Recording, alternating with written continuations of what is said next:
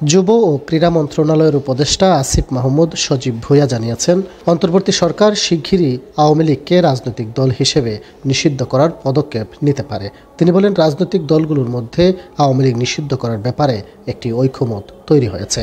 বিশেষ করে দলের অগণতান্ত্রিক আচরণ এবং একগুঁয়েমি মনোভাবের কারণে ৫ আগস্টের পর দেশের মানুষ এবং রাজনৈতিক দলগুলোর মধ্যে দলটি নিষিদ্ধ করার বিষয়ে একমত হওয়া যায়, যার ফলে সরকারের জন্য এ ধরনের পদক্ষেপ বাস্তবায়ন করা সহজ হবে। তবে কোন আইনে আওয়ামী লীগকে নিষিদ্ধ করা হবে তা নিয়ে প্রশ্ন উঠেছে।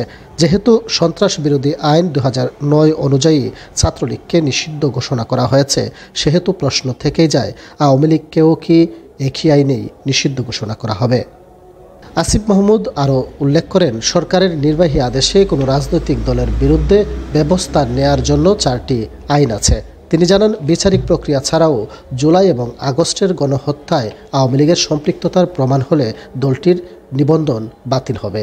তিনি জানান, বিচারিক প্রক্রিয়া ছাড়াও জুলাই এবং আগস্টের গণহত্যায় আওয়ামী লীগের সম্পৃক্ততা প্রমাণিত হলে দলটির নিবন্ধন বাতিল এবং নিষিদ্ধ করার মতো ব্যবস্থা নেওয়া হতে পারে। তিনি আশ্বস্ত করেন যে সরকার প্রয়োজনীয় আইনি প্রক্রিয়া অনুসরণ করে দ্রুত পদক্ষেপ নেবে এবং জনগণের আকাঙ্ক্ষা পূরণ করবে। জুলাই মাসের গণ অভ্যুত্থানের নেতৃত্ব দেয়া শিক্ষার্থীদের একটি নতুন রাজনৈতিক দল গঠনের বিষয়ে আসিফ মাহমুদ বলেন, এখনও সিদ্ধান্ত নেওয়া হয়নি, তবে তারা এটি বিবেচনা করছেন।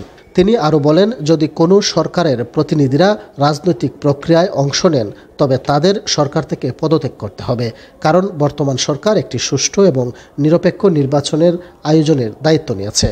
তিনি উল্লেখ করেন যে সুষ্ঠু নির্বাচনের পরিবেশ তৈরির জন্য সংস্কার অত্যন্ত গুরুত্বপূর্ণ এবং সরকার এসব সংস্কারের মাধ্যমে নির্বাচনের ক্ষেত্র প্রস্তুত করার জন্য কাজ করছে।